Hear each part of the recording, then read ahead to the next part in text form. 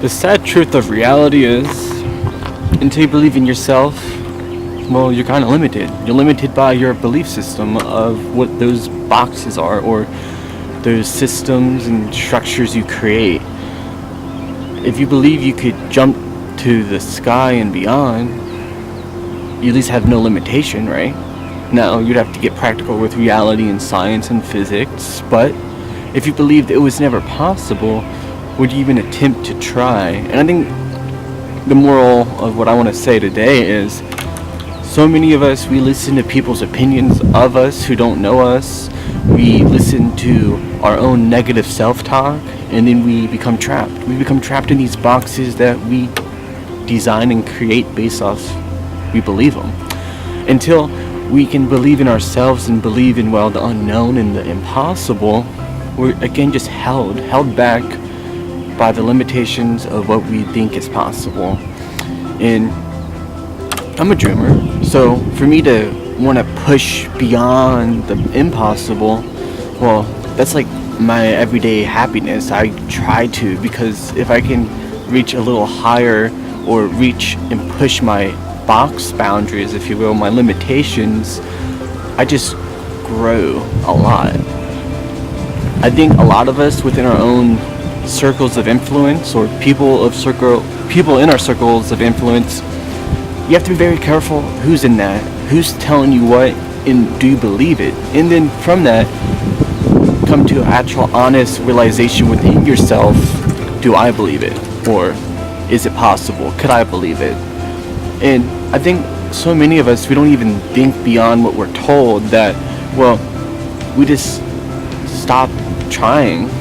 Example, back, I think in the 60s it was, they told athletes you can't run a mile faster than 4 minutes or your heart would explode. Doctors told athletes this, so no one dared to push the boundaries.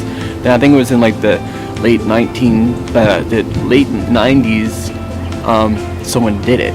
And then since then, hearing 4-minute mile runs that's pretty common. It's very common. People took the step after someone else took the step, and now we're just that much farther. And if you kind of take history to how we know of history, that has always been the case. That one crazy person, that one different person, that one person who wouldn't listen to what people's opinion told them, pushed that, and because of that, now everyone else follows. And that's, I think, another key point to actually realize. A lot of the unknown is for the very rare breed of people, because so many people are so held by social class standards and social class opinions of what people would view them as, that they don't ever really step out and take that leap.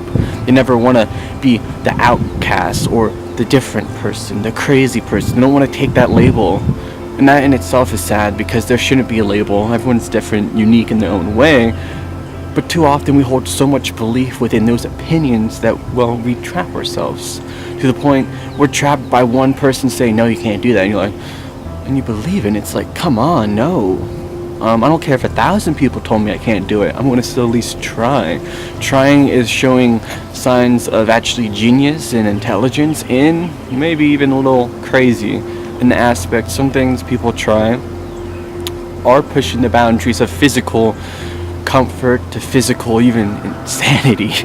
But I think those who try and those who are the brave ones to go forward into the unknown are the ones who have a belief system that's really open. And I think that's where maybe open-minded thinking really becomes a reality, and closed-minded thinking is just us trapped within our own minds belief systems of what we think is possible, what we think is true, and etc. And until we push those boundaries, push those questions, we're just going to always be trapped. And it again begins back at the beginning of what I was saying. Until you believe in yourself, you can't really do anything. Until you believe in yourself and stop caring what other people believe about you, you're just held by this egotistical face image of someone else that doesn't really actually know you. And that's too common in society. We care so much more about face image or egotistical face image that we just don't live, we just don't be, we just kind of hide, suppress, and we only are ourselves when we're by ourselves or when we're with one or two other people. And I know I share this a lot in my videos, but it drives me a little crazy how true it is, and I see it so much that I don't like it. And it comes back down, I think, within that, and sorry this is off topic, but to the your confidence side. How confident are you, and how accepted of yourself are you with yourself, and how honest and true are you with yourself? And maybe even the question to ask is, do you know yourself? Because until you know yourself, you can't really believe in yourself, not all the way. And until you know yourself, you kind of can't really analyze and say, well, I need work in this area, I'm all right in this area, but I could still improve.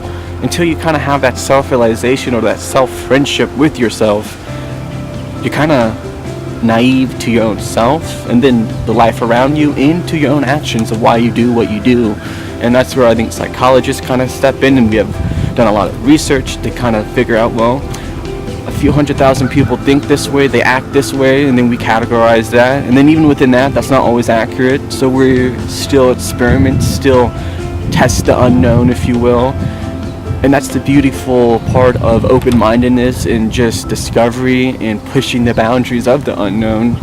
And I think once you push that within your own individual life, everything else is going to start magically connecting, and you're going to find more oneness with yourself, and you're going to find more of a possibility to try the unknown, to push and do what is impossible in your life currently. But as you take that first step, second, third, fourth, fifth, 100th, you're going to start realizing, wow, that it is actually possible.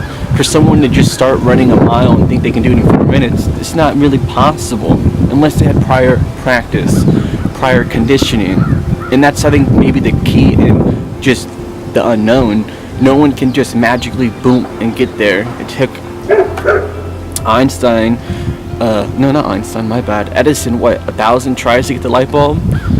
I mean, that, I don't think people realize 1,000 tries. How many working hours did he put into those, 99 or 999 tries till he got to that 1,000th try, and that's just, I think, a good metaphor or a game picture to realize within your own life.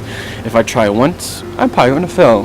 Now I'm going to reflect, I'm going to learn, and I'm going to move forward. And once you do all that, this is actually creating self-belief based off prior experiences of what you have done that was impossible, that you made possible. And I think that just gives you more leaps of faith in yourself. And I guess I hope people don't take this wrongly.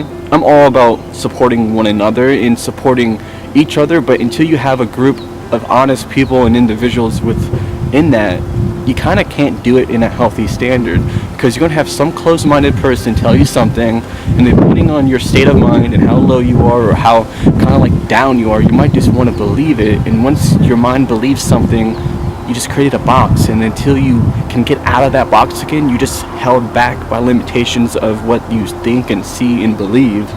And once you realize that is the key to almost everything, whatever you focus on and believe on, it's more or less going to slowly start happening, because you're going to try with everything in you to make so. You're going to not really grow into that kind of clicks, and you begin to believe that, and it again begins within yourself. Self-belief is probably one of the most powerful beliefs, and I think it's pretty awesome.